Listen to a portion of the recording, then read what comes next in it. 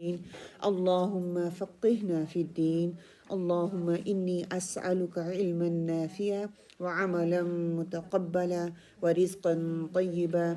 اللهم انفعنا بما علمتنا وعلمنا ما ينفعنا وزدنا علما. الله رب لا أشرك به شيئا. اللهم ثبتنا عند الموت بلا إله إلا الله. اللهم اهدني واهدني به. اللهم اهدنا وسددنا. آمين اللهم آمين. इंशाअल्लाह ताला आज हमारी हदीस नंबर है 29।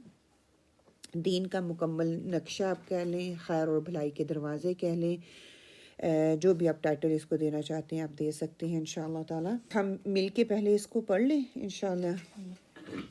अन मुआज़ इब्न जबलिन रदियल्लाहु अन्हु क़ाल क़ुल्त या रसूलल्लाहि अख़बिरनी बिअमलिन युदखिलनी अल जन्नत व युबाइदुनी अनिन नार قال لقد سألت عن عظيم وإنه لا يسير على من يسره الله تعالى عليه تعبد الله لا تشرك به شيئا وتقيم الصلاة وتؤتي الزكاة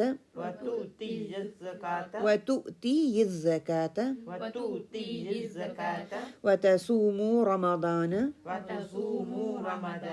وتحج البيت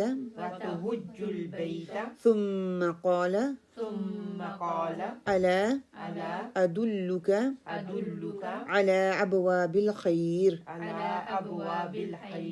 الصوم جنة والصدقات تطفئ الخطيئة كما يطفئ الماء النار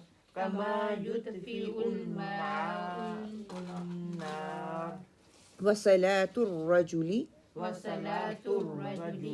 في جوف الليل ثم تلا تتجافى جنوبهم عن المضاجع حتى بلغ يعملون ثم قال ألا أخبرك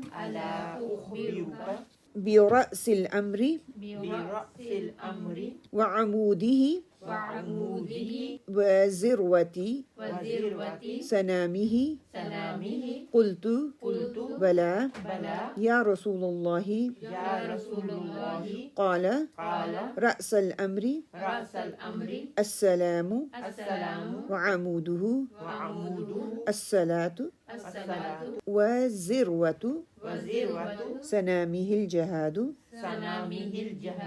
ثم قال ألا أخبرك بملاك ذلك كله قلت بلى يا رسول الله فأخذ بلسانه وقال كف عليك هذا قلت يا نبي الله وإن لمؤاخذون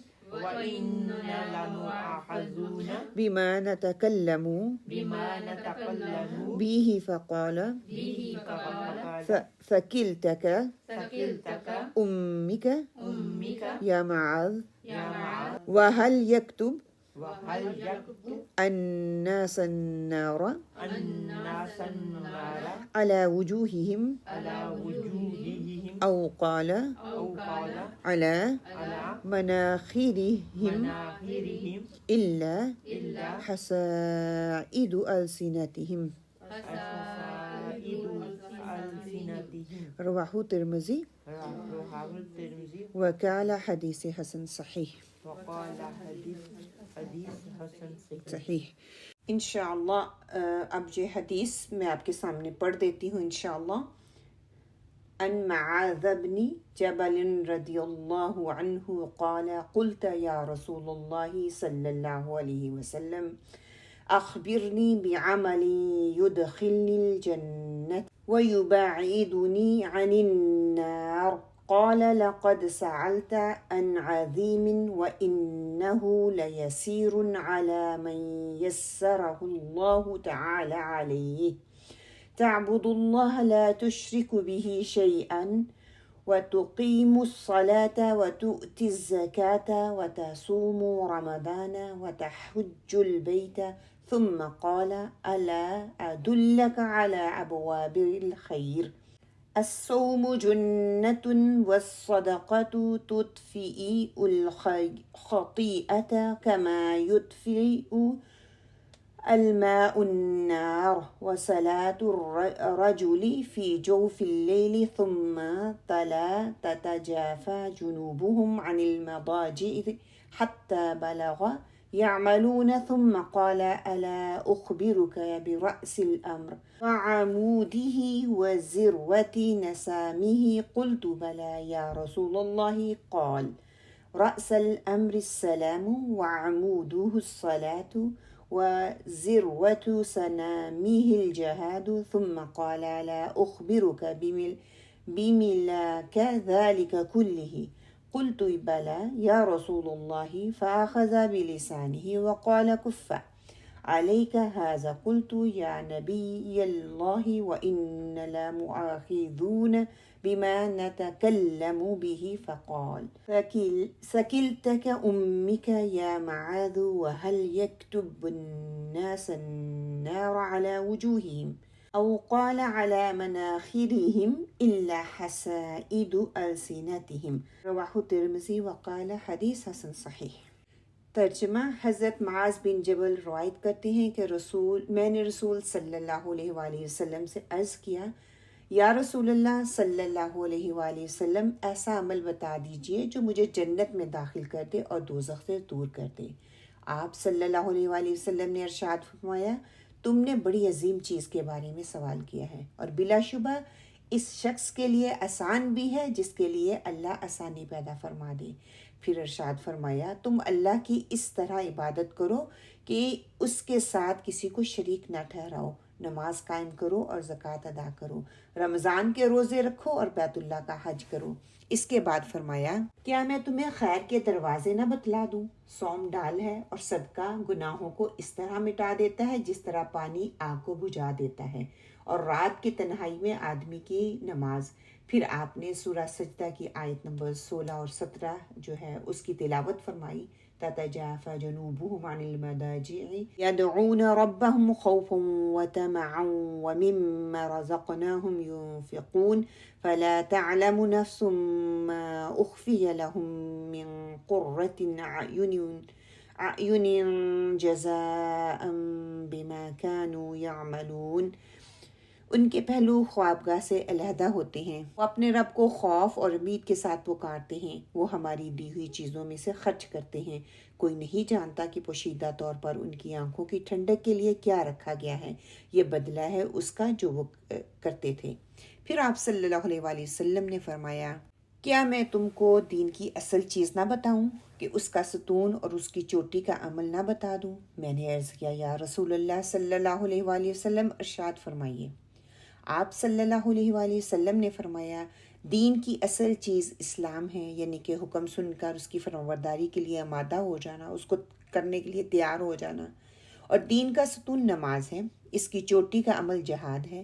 پھر فرمایا کیا تم کو ایسا عمل نہ بتا دوں جس کے ذریعے ان سب اعمال قابو پایا جا سکے. میں نے عرض کیا ضرور یا رسول اللہ صلی اللہ علیہ وآلہ وسلم.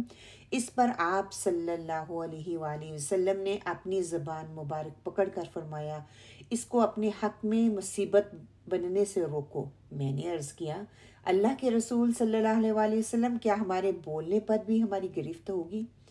معاذ رضی اللہ عنہ تم بھی عجیب آدمی ہو، لوگوں کو منہ کے بل، یا آپ صلی اللہ علیہ وسلم نے فرمایا ناک کے بل آگ میں دھکیلنے والی ان کی زبان کی کھیتی کے علاوہ اور کیا چیز ہے؟ انشاءاللہ تعالی میں لفظ بہ لفظ ترجمہ آپ کے سامنے رکھ دیتی ہوں۔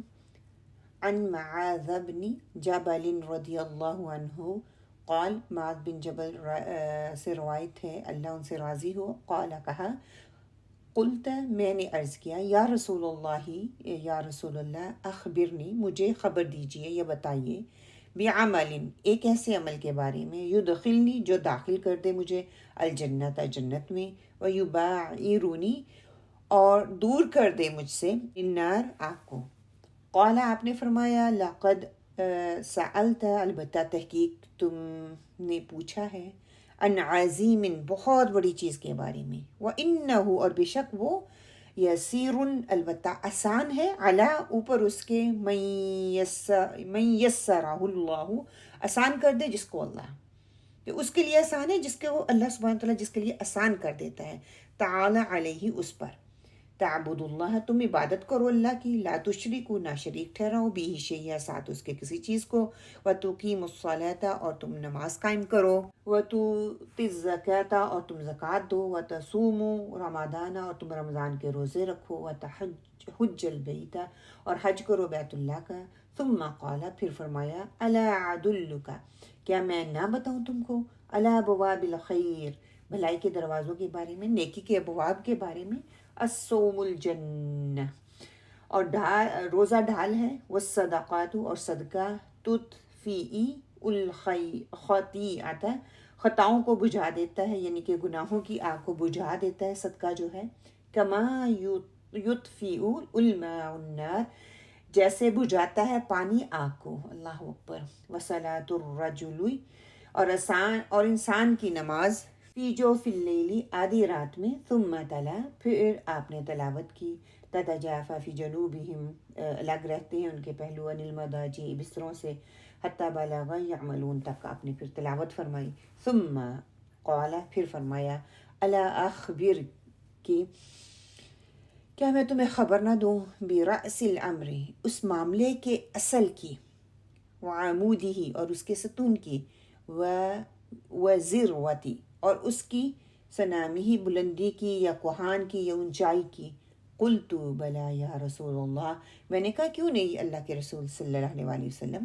قال فرمایا، رأس الامر اس کام کا کی اصل یا اس کام کا اصل کیا ہے، الاسلام اسلام، وعمودہ اور اس کا ستون، الصلاۃ نماز ہے، وذروۃ سنامہ الجہاد اور اس کی کوہان جو ہے، اس کی چوٹی جو ہے یا اس کی اونچائی جو ہے وہ جہاد ہے، ثم قال پھر فرمایا، الا اخبرک کیا میں تمہیں خبر نہ دوں، بملاک ذلک کلہ ان تمام چیزوں کی اصل کی، قلت میں نے کہا، بلا یا رسول اللہ صلی اللہ علیہ وآلہ وسلم جی ہاں اللہ کے رسول صلی اللہ علیہ وسلم، فاخذ تو آپ صلی اللہ علیہ وسلم نے فرمایا، بلسانہ اپنی زبان کو پکڑ کر آپ صلی اللہ علیہ وسلم نے فرمایا، وقال اور فرمایا، کف علیک ھذا اور روک رکھو اپنے اوپر اس کو، یعنی کہ اس کا استعمال سوچ سمجھ کر کرو، قلت میں نے کہا، یا نبی اللہ اے اللہ کے رسول صلی اللہ علیہ وسلم، وَإِنَّ اور بے شک ہم،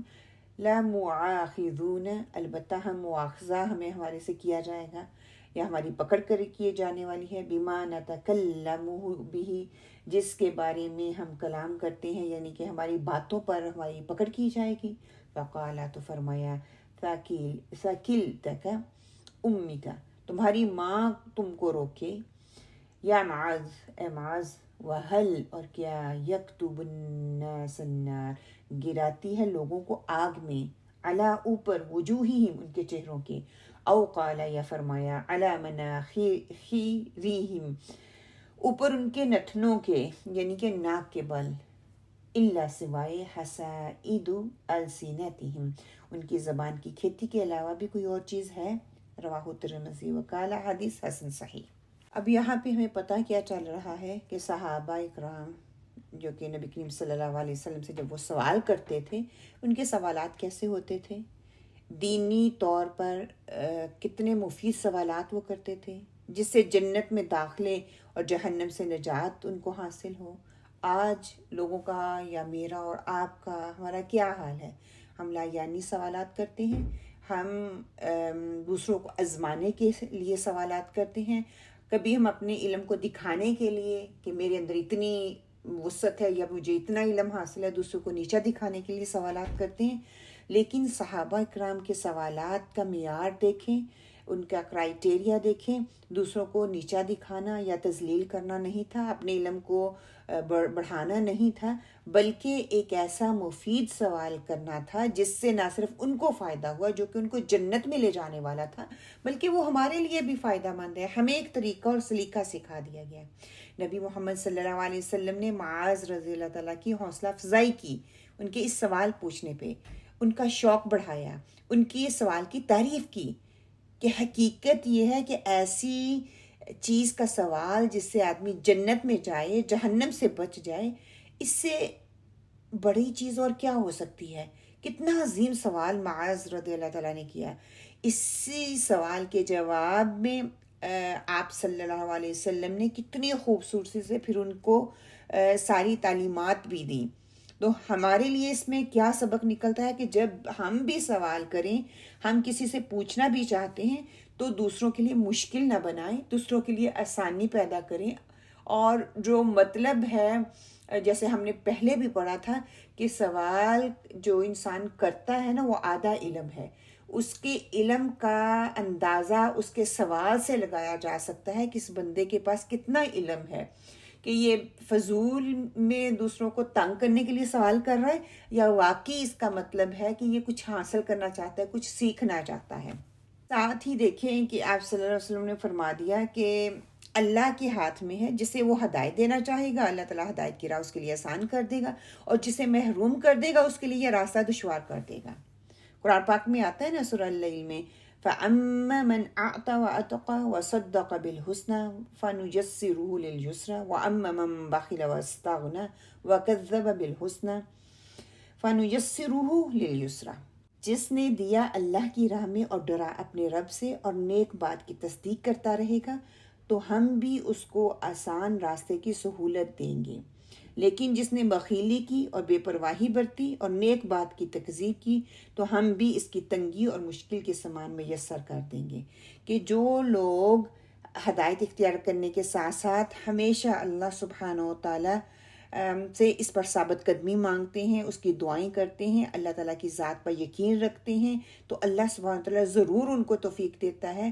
اللہ سبحانہ تعالیٰ سورہ عنکبوت میں فرماتے ہیں نا وَالَّذِينَ جَاهَدُوا فِينَا لَنَهْدِيَنَّهُمْ سُبُلَنَا، جو لوگ ہماری راہ میں مشقتیں برداشت کرتے ہیں ہم انہیں اپنی راہیں ضرور دکھا دیتے ہیں، جو تکلیفیں برداشت کرتے ہیں ان کے لیے راستے آسان کر دیتے ہیں۔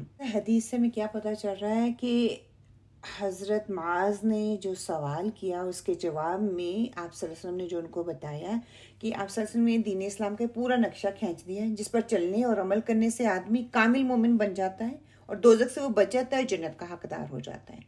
اور حضرت معاذ نے بھی اسی تمنا اور خواہش کو ظاہر کیا۔ صحابہ اکرام ہر وقت جو تھی ان کو یہی فکر لاحق رہتی تھی کہ کس طرح دوزخ سے بچا جائے، کس طرح جنت میں داخل ہوا جائے، اللہ کی نعمتیں یعنی کہ جنت کے حقدار کیسے بنا جائے۔ صحابہ اکرام کی زندگی کے حالات اگر ہم جانتے ہیں نا تو ہمیں کیا معلوم ہوتا ہے کہ تقریباً ہر ایک صحابی نے مختلف مواقعوں پر آپ صلی اللہ علیہ وسلم سے ایسی ہی تمنا ظاہر کی کہ ہر مومن کا بھی یہی رویہ ہونا چاہیے، میرا اور آپ کا بھی یہی رویہ ہونا چاہیے، ہر دم اپنی آخرت سدھارنے کی ہمیں فکر رہنی چاہیے۔ اس مقصد کے لیے اللہ اور اللہ کے رسول صلی اللہ علیہ وسلم کے جو احکامات ہیں اس پر عمل پیرا ہونے کی کوشش کرنی چاہیے۔ حضرت معاذ رضی اللہ کو جنت میں داخلے کے لیے جو نصیحتیں آپ صلی اللہ علیہ وسلم نے کی، ان میں دین کی تقریباً تمام بنیادی جو باتیں ہیں نا وہ سارے کے سارے عقائد، عبادات، نوافل، جہاد، ساری چیزیں اس میں آ جاتی ہیں کہ ان اعمال میں اسلام کی اجتماعی زندگی کا پورا نظام جو ہے وہ شامل ہے۔ کبیرہ گناہوں سے کنارہ کشی کرنے کا تذکرہ آ گیا، زبان جو انسان کی ہے انسان کو بلندی تک بھی لے جاتی ہے، اور یہی زبان انسان کو پستی تک لے جاتی ہے. یہی زبان انسان کو عروج دیتی ہے، اور یہی زبان انسان کو زوال دیتی ہے. یہی زبان انسان کو جنت میں لے جانے کا ذریعہ ہے، یہی زبان انسان کو دوزخ میں لے جانے کا ذریعہ ہے. تو نبی محمد صلی اللہ علیہ وسلم نے حضرت معاذ رضی اللہ تعالیٰ کو بتایا کہ جنت حاصل کرنا چاہتے ہو نا، تو اتنا آسان نہیں ہے. اس کے لیے زندگی بھر مسلسل عمل کرنے، برائیوں سے بچتے رہنے کی ضرورت ہے. نیکیاں کرنی ہے، برائیوں سے بچنا ہے. فرائض جو ہیں ان پہ عمل کرنا ہے، ان کے ساتھ ساتھ نوافل بھی ادا کرنے ہیں. جو مشکل عمل ہے وہ کیا ہے کہ آپ صلی اللہ علیہ وسلم نے اپنی بات کی تائید میں جو آیت تلاوت فرمائی، اور اس میں آپ صلی اللہ علیہ وسلم نے کچھ ایسے ہی اعمال بتائے، اور اس آیت کے آخر میں بتا دیا جزام بما کانوا یعملون، یعنی کہ یہ بہشت جزا اور بدلہ ہے ان اعمال کا جو دنیا میں تم کرتے رہے ہو. پھر یہ کہ اس حدیث کے اور دیگر طرق بھی ہیں، جس طرح ہم باقی حدیثوں کے دیگر طرق کو پڑھتے رہے ہیں، تو اس کا جو ایک اور حدیث کا طریقہ جو ہے وہ ہمارے سامنے آتا ہے، وہ بھی میں آپ کے سامنے رکھ دیتی ہوں. وہ بھی حضرت معاذ بن جبل ہی سے روایت ہے. وہ کہتے ہیں کہ ہم آپ صلی اللہ علیہ وسلم کے ساتھ غزوہ تبوک سے واپس آ رہے تھے. جب میں نے رسول صلی اللہ علیہ وسلم کو اکیلے پایا تو میں نے کہا یا رسول اللہ، مجھے کوئی ایسا کام بتا دیجئے جو مجھے جنت میں داخل کر دے.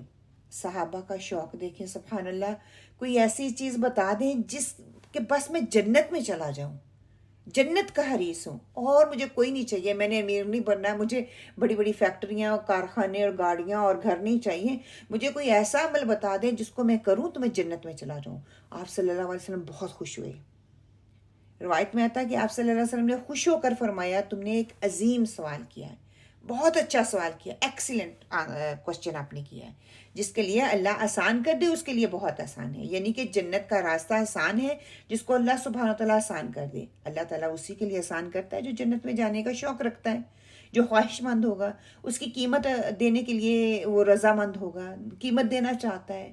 دیکھیں، عقل مند مومن وہ ہوتا ہے جو اپنی زندگی ایسے گزارے کہ آخرت کی کامیابی اس کے سامنے ہو، اس کو نظر آ رہی ہو، اس کی منزل، اس کی منتہا، اس کی ڈریم لائن جنت ہونی چاہیے. اس کے علاوہ اس سے کم پہ وہ خوشی نہیں ہونا چاہیے. اسی راستے میں وہ تھکے اور تھکاوٹ اس کو روکے نہیں، بلکہ اس کو وہاں پہنچ کر دم لینا چاہیے. وہ راستے میں رک کر کسی سے نہیں پوچھتا کہ میں یہ کروں یا نہ کروں، یہ کون سا راستہ ہے، یہ صحیح راستہ ہے یا غلط راستہ ہے، بلکہ وہ پورے اعتماد کے ساتھ، پورے جوش کے ساتھ، پوری خوشی کے ساتھ اس راستے پہ چلتا ہے. اس راستے کے بارے میں سوال کرتا ہے کہ وہاں پہنچ جاؤں کیسے بھی ہو. کہتے ہیں نا جیسے منزل پہ پہنچنا، جیسے تیسے پہنچ جائیں ٹائم سے. تو وہ صحابہ اکرام تھا، اور وہی رویہ اور طریقہ کار ہمارا ہونا چاہیے. علامہ اقبال کا شعر ہے نا کہ اسی روز و شب میں الجھ کر نہ رہ جانا، اسی روز و شب میں الجھ کر نہ رہ جا کہ تیرے زمانے و مکان اور بھی ہیں. مطلب کیا کہ تجھ پر ایک اور وقت آنے والا ہے، ایک دور ایسا بھی آئے گا کہ ایک جگہ سے دوسری جگہ جانا پڑے گا. بس اسی دنیا میں اٹک کر نہ رہ جانا، اگلی منزل کو دیکھو، وہاں کیا چاہتے ہو، وہاں کیا پانا چاہتے ہو، کیونکہ تیرا مکان صرف یہ دنیا نہیں ہے، اس سے آگے اور کچھ بھی ہے. اچھا خیر، باقی حدیث کا حصہ کیا ہے کہ آپ صلی اللہ علیہ وسلم نے فرمایا تم نے بہت عظیم سوال کیا. یہ سوال اس لیے بھی عظیم ہے کہ جنت کا مل جانا سب سے بڑی کامیابی ہے. فوز عظیم کا لفظ کہا گیا کہ بڑی کامیابی. قرآن میں بھی آتا ہے نا، اللہ تعالیٰ فرماتے ہیں تو آگ سے بچا لیا گیا، وہ جنت میں داخل کر دیا گیا، وہ حقیقت میں کامیاب ہو گیا. کہ اصل کامیابی کیا ہے، اصل کامیابی، اصل سکسیس کیا ہے کہ دنیا کی عزت، شہرت، دولت اس کو آخرت میں کامیاب نہیں کر سکتی. دیکھیں، دنیا میں آپ جتنا بھی لاکھوں کروڑوں میں کھیل لیں، کیا یہ اس چیز کی گارنٹی ہے کہ آخرت میں آپ کامیاب ہو جائیں گے؟ نہیں. تو کوئی کسی قسم کی عزت، شہرت، دولت، کوئی بھی چیز آپ کو آخرت میں کامیاب نہیں کر سکتی. آپ کے اعمال، آپ کی چاہت، آپ کی تڑپ، آپ کی لگن، دنیا میں کیے گئے کام ہی آپ کو آخرت میں جنت کی طرف جو ہے، جنت کی کامیابی کی طرف لے کے جانے والے ہیں. دیکھیں، ہم کیا مانگتے ہیں، ہم کیا سوچتے ہیں، ہمارے دن رات کس سوچ میں گزرتے ہیں، ہم نے اپنی کون سی منزل بنا رکھی ہے، کون سی منزل جو ہم کیا اچیو کرنا چاہتے ہیں. اگر وہ جنت سے کم کوئی چیز ہے تو وہ گھاٹے کا سودا ہے. باقی ساری چیزیں زندگی میں آتی جاتی رہتی ہیں، وہ منزل نہیں ہے جو کہ ہمیں صرف دنیا تک ہی چاہیے اور آخرت ہماری پیش نظر ہی نہ ہو۔ میری پیاری بہنوں، صرف اتنا ہی نہیں ہے کہ مر گئے اور قبر میں چلے گئے، اس کے بعد کے مراحل کیا ہیں؟ پھر حشر کا میدان ہوگا، 50,000 سال کا کہتے ہیں کہ دن ہوگا وہ۔ آپ سجدے میں جا کر آپ صلی اللہ علیہ وسلم حمد و ثنا اللہ سبحانہ تعالیٰ کی کریں گے، اللہ تعالیٰ سے دعائیں مانگیں گے، یا رب حساب کتاب قائم کر دے، بس ہوگی اب تو ہماری، پھر سب کا حساب کتاب ہوگا، اللہ سے ملاقات ہوگی، منافقین جہنم میں پھینک دیے جائیں گے، لیکن مومنین جو ہوں گے پرسرا سے گزارا جائے گا۔ اس کے آگے ایک اور پل ہوگا جس میں جس کسی کے دل میں ایک دوسرے کے خلاف بغض ہوگا، میل کچیل ہوگی، گندگی ہوگی، تھوڑی سی بھی اس کو دھو دیا جائے گا، پھر کہیں جا کے ان کو جنت میں داخل کیا جائے گا۔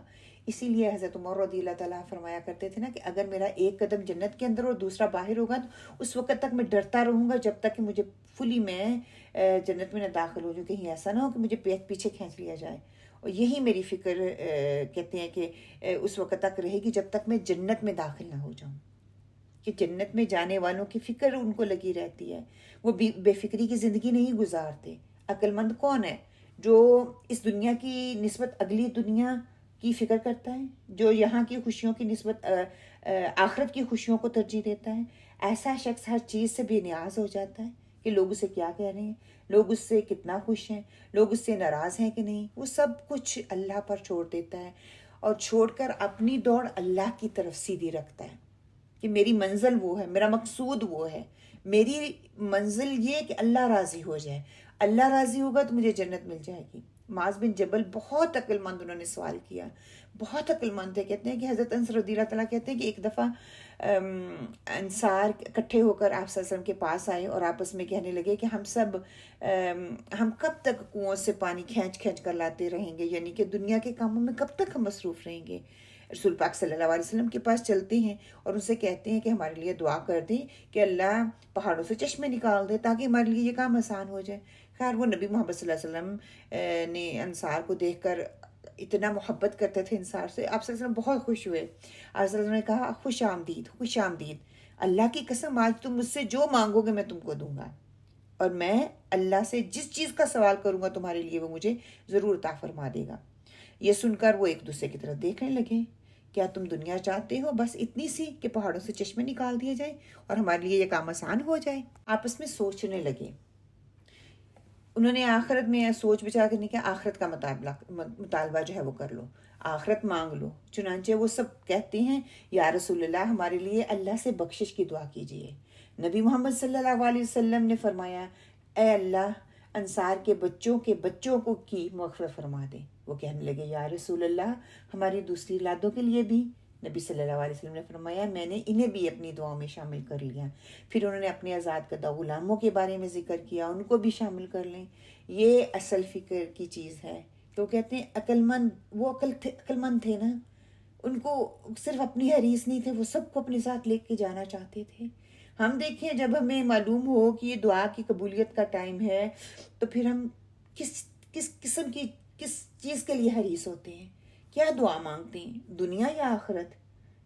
کیونکہ انسان کے منہ سے وہی نکلتا ہے جو اس کی خواہش ہوتی ہے، جو اس کی آرزو اور تمنا ہوتی ہے، جس سے وہ محبت کرتا ہے، جس کی چاہت شدید ہوتی ہے نا، اس کے لیے بہت وہ انسان ہر وقت سوچتا رہتا ہے اور وہی پھر اس کے منہ سے نکلتی ہے کہ پہلی چیز جنت میں جانے کے لیے کیا ہے کہ اللہ کی عبادت کرو، اس کے ساتھ کسی کو شریک نہ ٹھہراؤ۔ عبادت کیا ہے؟ اللہ کی بندگی، ٹوٹل سبمیشن ٹو اللہ سبحانہ وتعالی۔ عبادت یہ ہے کہ انتہائی محبت اور تعظیم کے ساتھ اللہ کی بڑائی بیان کرنا، اللہ کی بڑائی محبت اور تعظیم کے ساتھ۔ دیکھیں جو کام محبت میں کیا جائے خواہ وہ مشکل ہی کیوں نہ ہو، لیکن مشکل ہونے کے باوجود جب اس کو کیا جاتا ہے تو آپ خوش ہوتے ہیں، آپ کی محبوب ترین ہستی آ رہی ہے، آپ اس کے لیے خوب محنت کرتے ہیں، آپ اس کے لیے خوب تھکتے ہیں، اس کے باوجود آپ کے چہرے پہ کوئی شکن نہیں آتی، کوئی گلہ نہیں آتا، الٹا آپ محنت کر کے خوشی محسوس کرتے ہیں، تھکتے ہیں تو آپ کو وہ تھکاوٹ محسوس نہیں ہوتی۔ جو آپ نے اس کے لیے بنایا ہے، پکایا ہے، کوئی کھانا ہے یا کچھ بھی، تو اس کی محبت میں آپ کو ہوتا ہے کہ وہ کچھ کھا لے، میں نے اس کے لیے پیار اور محبت سے بنایا ہے۔ اسی طرح جب اللہ سبحانہ تعالیٰ سے محبت ہوگی تو ہر کوشش، ہر محنت، ہر چاہت، ہر لگن، میری ہر دوڑ اسی کے لیے ہوگی، میری تھکاوٹ اسی کے لیے ہوگی، میرا جاگنا اسی کے لیے ہوگا، میری عبادت اسی کے لیے ہوگی۔ پھر دیکھیں کیسا مزہ آتا ہے، کیسا سکون ملتا ہے۔ پھر آپ تھک کے بھی نہیں تھکتے، آپ تھک بھی جاتے ہیں نا تو اس تھکاوٹ میں آپ کو اللہ کی معرفت حاصل کرتے ہیں، اس معرفت کو آپ حاصل کرنا چاہتے ہیں، اس محبت کو پانا چاہتے ہیں۔ اس میں آپ احسان نہیں جتاتے بلکہ خوشی محسوس کرتے ہیں، ہلکا محسوس کرتے ہیں۔ ایک ایسی اطمینانیت آپ کے اندر آتی ہے جو آپ کو خوشی کا احساس دلاتی ہے۔ کوئی بھی نیکی کا موقع مل جانا یہ اللہ سبحانہ و تعالیٰ کا احسان ہے ہم پر کہ اس نے توفیق ہمیں دی۔ کوئی بھی عبادت اس وقت تک انسان کی مکمل نہیں ہوتی جب تک کہ شرک کی نفی نہ کی جائے۔ اس لیے اللہ سبحانہ تعالیٰ نے سب سے پہلے توحید کا کہا۔ توحید سب سے اہم اور بلند کام ہے کہ ہم کچھ بھی کرتے ہیں صرف اور صرف اللہ کے لیے اور اللہ کی محبت کے لیے کیا جائے۔ کوئی بھی ہم کام کرتے ہیں، وہ میری عبادات ہیں، وہ میری کوئی دوڑ ہے، کوئی تھکن ہے، دین کے راستے میں ہے، انسانوں کے لیے ہے، گھر والوں کے لیے ہے، ہر ایک چیز صرف اور صرف اللہ کو سامنے رکھتے ہوئے اللہ کے لیے خالصتاً کرنی ہے، اللہ کی محبت میں کرنی ہے۔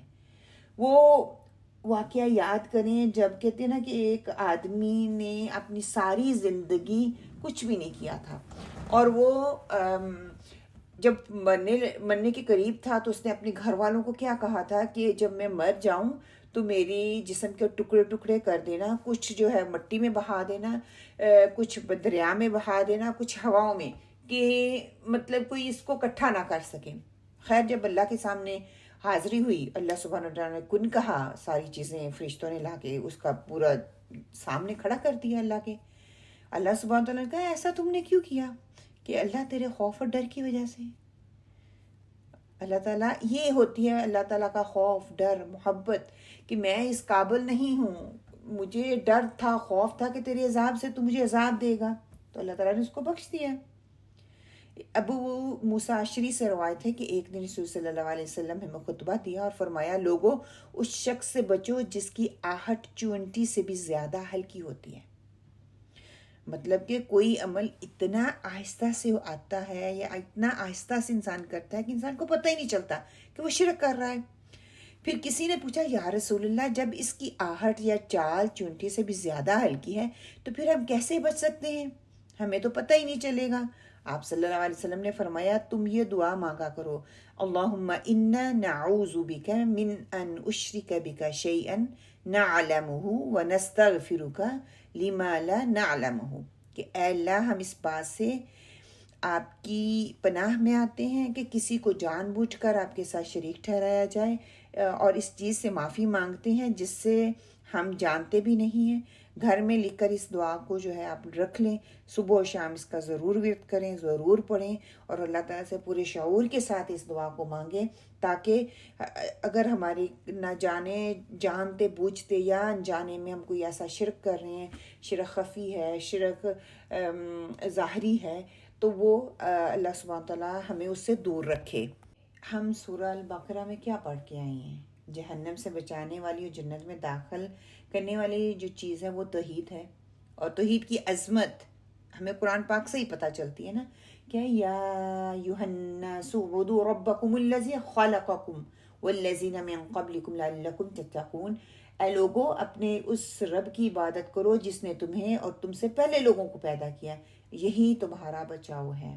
کہ اللہ کی اس ربوبیت، الوہیت، اللہ تعالیٰ کے اسماء و صفات میں یکتا ہے، وہ بے مثال ہے، اس کو مانا جائے، یہی ہمارا عقیدہ ہے۔ وہ اپنے تمام کاموں میں اکیلا ہے، تمام عبادات جو ہیں وہ اکیلا اس کا مستحق ہے، تمام جو شان ہے اس کی جتنی صفات ہیں اس کے لیے اسی ہی کے شان ہے، کوئی اس کے ساتھ شریک نہیں ہے، کوئی اس کا ساجی نہیں ہے، کوئی اس کا ساتھی نہیں ہے۔ کسی بھی عبادت کو قبول ہونے کی دیکھیں دو ہی شرطیں ہیں، ہم پڑھتے آ رہے ہیں نا، ایک اخلاص، ایک آپ صلی اللہ علیہ وسلم کی سنت کی اتباع۔ اللہ تعالیٰ قرآن پاک میں کیا ارشاد فرماتے ہیں؟ وَمَنْ أَحْسَنُ دِينًا مِّمَّنْ أَسْلَمَ وَجْهَهُ لِلَّهِ وَهُوَ مُحْسِنٌ، با اعتبار دین کے اس سے اچھا کون ہے جو اپنے آپ کو اللہ کے تابع کر دے اور ہو بھی نیکوکار۔ اللہ کے تابع ہونے کا مطلب اللہ کے لیے مخلص ہونا، نیکوکار ہونے کا مطلب اللہ تعالیٰ کا مطیع ہونا، سنت کا تابع ہونا، سنت کے ماننے والا ہونا۔ تو یہاں پہ جو بتایا جا رہا ہے کہ صرف اور صرف اللہ سبحانہ و تعالیٰ کی عبادت کرنی ہے، آپ نے کسی قسم کی عبادت کرنی ہے، کچھ بھی کرنا ہے، اللہ تعالیٰ کے ساتھ کسی کو شریک نہیں ٹھہرانا ہے، اللہ تعالیٰ کو کسی کے ساتھ حصے دار نہیں بنانا ہے، وہ اللہ کے لیے خالصتاً ہو کر کوئی بھی کام کرنا ہے تو اللہ کے لیے، دوسروں کو خوش کرنے کے لیے نہیں، کسی کے خوف کی وجہ سے نہیں، کسی امید اور لالچ کی وجہ سے نہیں، بلکہ خالصتاً اللہ سبحانہ و تعالیٰ کے لیے۔ میری فرض عبادات ہیں، میری نفلی عبادات ہیں، میرے فرض نمازیں ہیں، میری نفلی نمازیں ہیں، میری فرض روزے ہیں، میرے نفلی روزے ہیں، رات کوئی نوافل ہیں، میرے نفلی صدقات ہیں، ان سب کے درجے کو اعلیٰ درجے تک پانے کے لیے خالصتاً اللہ کے لیے کر کے کرنی ہے۔ میں نے نفلی عبادات فرائض کی وجہ سے جو ہے وہ تو فرض ہیں، وہ میں نے پوری ایمانداری کے ساتھ پورے خالصتاً اللہ سبحانہ تعالیٰ کے ساتھ کو سامنے رکھتے ہوئے اللہ کے لیے کرنے ہیں۔ اگر اس میں کوئی کوتاہی اور کمی رہ جاتی ہے، اس میں اس کی تلافی کے لیے پھر نفلی عبادات آ جائیں گی، اور ان کا اثر جو ہے فرائض پر ہوتا ہے۔ اور پھر یہ کہ جب فرائض کو ہم ترک کر دیتے ہیں تو نفلی عبادات پابندی کرنے کے وقت ہمیں ان کی جو ہے کوشش کرنی چاہیے کہ ہم نفلی عبادات کو زیادہ کریں، کوشش یہ کریں کہ فرائض کو اس میں کوئی کوتاہی نہ کریں۔ اگر کوئی کمی رہ جاتی ہے، کوئی کسر رہ جاتی ہے انسان ہونے کے ناطے، تو ہم جو نفلی عبادات کرتے ہیں وہ اس کو کمپنسیٹ کر دیں گے۔ اس لیے نبی صلی اللہ علیہ وسلم نے انسانی زندگی میں دین کی جو ضرورت، اس کی اہمیت، دین میں نماز، جہاد، اس کی اہمیت، اس کی مثالیں دے دے کے واضح کیا۔ آپ صلی اللہ علیہ وسلم نے فرمایا کہ انسان کے لیے دین اور اخلاق کا سرا اسلام ہے، یعنی کہ نبی محمد صلی اللہ علیہ وسلم کی نبوت کے بعد اسلام کے سوا کوئی دوسرا دین قبول نہیں کیا جائے گا۔ بس اگر دین ہے تو دین اسلام ہی ہے، اسی کو قبول کیا جائے گا۔ دین اسلام ہی کی حیثیت سے انسان کو وہ رتبہ دیا گیا جو حیوانات سے اس کو بلند کرتا ہے۔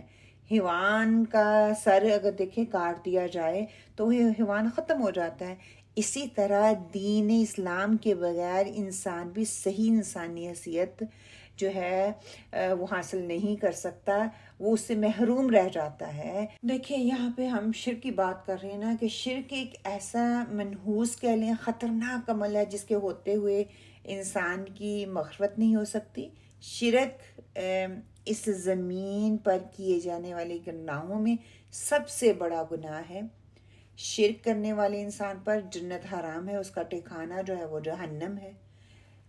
شرک یہ ہے کہ اللہ سبحانہ و تعالیٰ کی خصوصیات میں غیر اللہ کو اللہ کے برابر ٹھہرایا جائے، اللہ کے برابر سمجھا جائے۔ شرک کی دو ہی قسمیں ہیں، شرک اکبر پڑھتے آ رہے ہیں ہم کہ آدمی جب شرک اکبر کرتا ہے وہ دائرہ اسلام سے خارج ہو جاتا ہے اور توبہ کیے بغیر اس کی بخشش نہیں ہوتی۔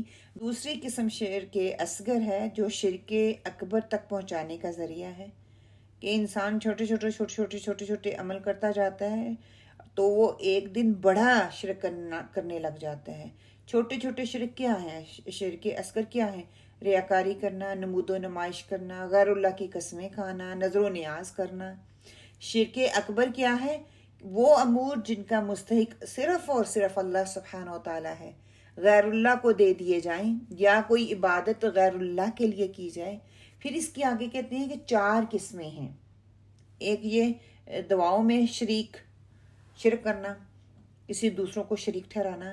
عبادت میں شرک کی تمام قسمیں کہتے ہیں کہ اس میں داخل ہو جاتی ہیں۔ مثال کے طور پر غیر اللہ سے دعائیں کرنا، ان سے مدد مانگنا، ان سے فریادیں کرنا، ان کی پناہ ڈھونڈنا، ان کے لیے قیام کرنا، ان کے لیے رکوع کرنا، ان کے لیے سجدے کرنا، نظر و نیاز کرنا، جانوروں کو ذبح کرنا، کعبہ اللہ کے علاوہ کسی اور جگہ میں طواف کرنا یا حج وغیرہ کرنا، استغفر اللہ، یہ سارے جو ہیں یہ شرک کی قسمیں ہیں۔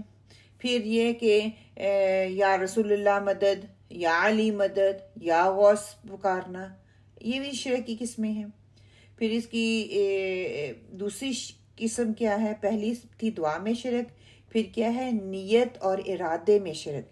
پھر اس کی بھی آگے 4 قسم میں بتائی جاتی ہیں۔ ایک یہ کہ جنت کی طلب اور جہنم سے نجات مقصد ہونے کی بجائے جان و مال اور اہل و عیال کی حفاظت اور دنیاوی ترقی وغیرہ مقصود ہو، کہ جنت اور جہنم سے نجات مقصد ہونے کی بجائے دنیا کا مال، دنیا کی عیش، دنیا کی ترقی، دنیا کے لیے انسان جو ہے وہ جیتا ہے اور دنیا کے لیے ہی انسان مرتا ہے۔ پھر آخرت کے ثواب کی بجائے صرف لوگوں کو دکھاوا مقصود ہو، لوگوں کو دکھائے کہ میں یہ کر سکتا ہوں۔ پھر یہ کہ عمل تو خالص اللہ کے لیے کرے، لیکن ساتھ میں کوئی ایسا عمل کر دے، ایسی حرکت کر دے جس سے اسلام سے وہ نکل جائے۔ تو یہ 4 قسمیں تھیں نیت اور ارادے میں شرک کی۔ پہلی کیا ہے؟ جنت کی طلب اور جہنم سے نجات مقصد کی بجائے دکھاوا ہو، دنیا کی جاہ و جلال ہو، آخرت کے ثواب کی بجائے صرف دنیا کو دکھاوا ہو، اور نیک عمل کرنے کا مقصد صرف اور صرف مال کمانا ہو۔ ٹھیک ہے، تو یہ تیسرا تھا۔ اور چوتھا کیا تھا؟ عمل تو خالص کرے لیکن اس کے ساتھ ساتھ کوئی ایسا کفر یا کام کر دے یا عمل کر دے جو کہ اس کو اسلام سے نکال دے۔ اچھا، پھر آگے کیا ہے؟ اطاعت میں شرک۔ پہلا تھا دعا میں شرک، پھر اس کا دوسرا پارٹ تھا نیت اور ارادے میں۔ نیت اور ارادے میں 4 قسمیں آ گئیں۔ پھر اب اطاعت میں شرک۔ اطاعت میں شرک یہ ہے کہ قرآن اور حدیث کو واضح اور صحیح اور صریح دلیل آ جانے کے باوجود وہ اپنے عالم کو، اپنے بڑوں کو، ان کی عبادت کرتا ہے، اپنے امام کو بڑا سمجھتا ہے، بڑے لوگوں کی بات کو زیادہ سمجھتا ہے، اور قرآن اور حدیث کو چھوڑ دیتا ہے۔ استغفر اللہ، کہ اطاعت اتنی دوسروں کی کرتا ہے کہ اللہ کی اطاعت سے نکل جاتا ہے، سنت سے نکل جاتا ہے، قرآن کے احکامات کو وہ جھٹلا دیتا ہے۔ پھر یہ کہ محبت میں شرک، غیر اللہ سے اللہ جیسی یا اللہ سے بڑھ کر محبت رکھنا، یہ بھی شرک میں آ جاتا ہے۔ ارکان اسلام کی بڑی اہمیت ہے۔ اللہ سبحانہ تعالیٰ نے شریعت کے مطابق ان کی ادائیگی اور پابندی جنت میں داخلے کا سبب بنایا ہے۔ پھر خیر کے دروازے بہت ہیں، اس میں واجبات آ جاتے ہیں، نوافل آ جاتے ہیں، ٹھیک ہے، یہ ساری چیزیں اس میں آ جاتی ہیں۔ پھر صوم کا ذکر کر دیا کہ صوم کس طرح سے ڈھال بنتا ہے۔ ایک مومن دنیا میں گناہ کر رہا ہوتا ہے، آخرت میں جہنم سے اپنے آپ کو بچانے کی کوشش کرتا ہے، تو وہ رمضان کے روزے رکھتا ہے، فرض روزے ہیں ان کو رکھنے کی کوشش کرتا ہے، دوسرے ایام کے جو روزے ہیں ان کو رکھنے کی کوشش کرتا ہے۔ جیسے الحمدللہ محرم شروع ہو چکا ہے، تو محرم کی 10ویں تاریخ کا روزہ رکھنا یا 9 اور 10 کا روزہ رکھنا، میدان عرفات جس دن عرفات کا دن ہوتا ہے، 9 ذوالحجہ ہوتا ہے، اس کا روزہ رکھنا بھی ریسنٹلی گزر کے گیا ہے یہ دن، ٹھیک ہے، عرفہ کا دن۔ پھر یہ کہ سوموار اور جمعرات کا روزہ رکھنا، پھر ہر مہینے کے 3 جو ایام ہیں ان کا روزہ رکھنا، شوال کے 6 روزے جو ہیں ان کے بارے میں آتا ہے، ان کا روزہ رکھنا۔ یہ سارے روزے جو ہیں نفلی روزے رکھنا یا فرض روزے رکھنا، یہ انسان کے لیے جنت میں لے جانے کا سبب ہے۔ اسی طرح صدقے کی بات ہوئی کہ صدقے کے بہت سے فائدے ہیں، بے شمار اس کے فضائل ہیں، اس کی فضیلت ہے، وہ گناہوں کو مٹاتا ہے، گناہوں کو مٹانے کا کفارہ بنتا ہے۔ آپ صلی اللہ علیہ وسلم کا ارشاد تھا نا کہ ہر آدمی بروز قیامت اپنے صدقے کے سائے میں ہوگا، جہاں تک کہ لوگوں کے درمیان فیصلہ کر دیا جائے گا۔ صحیح ترغیب کی یہ حدیث ہے۔ پھر قیام اللیل کے بارے میں آتا ہے کہ قیام اللیل خیر کا ایک عظیم دروازہ ہے۔ اس کی جو فضیلت ہے بہت سی حدیث سے ہمیں ملتی ہے۔ ابو ہریرہ رضی اللہ تعالیٰ فرماتے ہیں کہ رسول صلی اللہ علیہ وسلم نے فرمایا فرض کے بعد سب سے افضل صلاۃ جو ہے وہ رات کی صلاۃ ہے۔ صحیح مسلم کی یہ حدیث ہے۔ اسی طرح عبداللہ بن سلام رضی اللہ تعالیٰ سے مروی ہے۔ نبی محمد صلی اللہ علیہ وسلم نے فرمایا، اے لوگو اسلام کو عام کرو، کھانا کھلاؤ، اور رات کو جب لوگ سو رہے ہوں تو صلاۃ پڑھو، یعنی کہ نماز پڑھو، جنت میں سلامتی کے ساتھ داخل ہو جاؤ گے۔ یہ ترمذی کی حدیث ہے۔ اسی طرح جابر رضی اللہ سے روایت ہے کہ میں نے رسول صلی اللہ علیہ وسلم کو فرماتے سنا، بے شک رات میں اگر ایک گھڑی ایسی ہے جسے کوئی مسلمان شخص اللہ سے دنیا اور آخرت کی بھلائی مانگتے ہوئے پا جائے تو اللہ تعالیٰ اس کا سوال ضرور عطا فرما دے گا. مطلب کہ جو وہ اللہ سے سوال کرے گا اللہ سبحانہ تعالیٰ اس کو ضرور عطا فرمائے گا، اور وہ گھڑی ہر رات میں آتی ہے. مسلم کی یہ حدیث ہے. اسی طرح نبی محمد صلی اللہ علیہ وسلم بھی قرآن پاک کو بطور دلیل جو ہے وہ پیش کرتے ہیں کہ آپ صلی اللہ علیہ وسلم نے رات کی نماز کی اتنی اہمیت بتاتے ہوئے فرمایا، جو الفاظ ہم نے ابھی اس حدیث میں پڑھے نا، تتجافى جنوبهم عن المضاجع يدعون ربهم خوفا وطمعا ومما رزقناهم ينفقون فلا تعلم نفس ما اخفي لهم من قرة اعین جزاء بما كانوا يعملون، کہ ان کے پہلو جو ہیں اپنے بستروں سے الگ رہتے ہیں، اپنے رب کو خوف اور امید کے ساتھ پکارتے ہیں، اور جو کچھ ہم نے انہیں دے رکھا ہے وہ خرچ کرتے ہیں. کوئی نفس نہیں جانتا جو کچھ ان کی آنکھوں کی ٹھنڈک کے لیے پوشیدہ کر رکھی ہوئی ہے. جو کچھ کرتے ہیں یہ اس کا بدلہ ہے. اللہ اکبر و کبیرہ، کہ انسان جب اللہ تعالیٰ نے جو کچھ اس کو دیا ہے، اللہ ان کے جو پہلو ہیں اپنے بستروں سے الگ رہتے ہیں. کیوں؟ اپنے رب کو خوف اور امید، ان کو خوف بھی ہوتا ہے اور امید بھی ہوتی ہے کہ ان کا رب ان کو عطا کرے گا، اور جو اللہ تعالیٰ نے ان کو دیا ہے وہ اللہ کے راستے میں خرچ بھی کرتے ہیں، اور ان کی آنکھوں کی ٹھنڈک اللہ تعالیٰ نے اس میں پوشیدہ کر رکھی ہے. پھر دین کا سرا جو ہے اسلام کو کہا گیا ہے. اسلام سے مراد شہادتین ہے، جیسا کہ ایک اور روایت میں بھی آتا ہے نا کہ جو شخص اپنے ظاہر اور باطن میں شہادتین کا اقرار نہ کرے اس کا اسلام سے کوئی تعلق نہیں ہے، کوئی دخل نہیں ہے. شہادتین کے بعد سب سے اہم چیز جو ہے وہ صلاۃ ہے، جیسے کہ اسلام کا ستون جسے کہا گیا ہے، قرار دیا گیا ہے.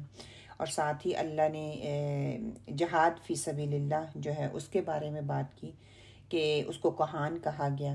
جہاد کی فضیلت میں بے شمار ہمیں احادیث مل جاتی ہیں، ہمیں قرآن کی آیات مل جاتی ہیں. جہاد جان سے بھی ہوتا ہے، جہاد مال سے بھی ہوتا ہے، جہاد زبان سے بھی ہوتا ہے. جان سے جہاد یہ ہے کہ اللہ کی دین کی نشر و اشاعت میں انسان اپنا تن من دھن لگا دے، ہر وقتاً فوقتاً جہاں ضرورت ہو وہاں پہ اپنی پوری کوشش پوری محنت کرے. مال کا جہاد یہ ہے کہ جہاں مجاہدین کے لیے یا وطن کی سربلندی کے لیے، دین کی سربلندی کے لیے خرچ کرنے کی ضرورت ہے وہاں پہ بڑھ چڑھ کر اس کو خرچ کرے، اس میں بخیلی نہ کرے. اور زبان کا جہاد یہ ہے کہ کفار اور منافقین کو اللہ کی طرف بلایا جائے، اس کی دعوت دے، اس پر حجت قائم کرے. اور وہ حجت قائم کرنے کے لیے ہی اللہ سبحانہ تعالیٰ نے امت محمدیہ اٹھائی. امت محمدیہ کو یہ ذمہ داری دی کہ دنیا میں نیکی کو پھیلائے، برائی سے روکے. اس مقصد کے لیے جو کوشش جن طریقوں کو اختیار کرے وہ جہاد کہلایا.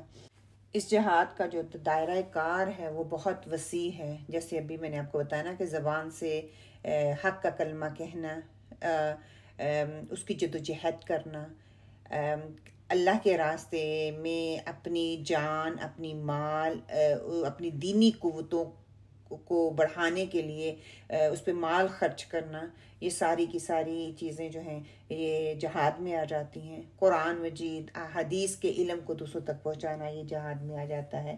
عمل اتنا اعلیٰ اور افضل ہے کہ اس کے برابر کوئی دوسرا عمل ہو ہی نہیں سکتا کہ جب آپ دین اور قرآن کی اشاعت کے لیے اپنے مال کو، اپنے وقت کو، اپنی صلاحیتوں کو خرچ کرتے ہیں تو اس کے مقابلے میں اللہ سبحانہ و تعالیٰ آپ کو اس کا کتنا اجر دیتے ہیں.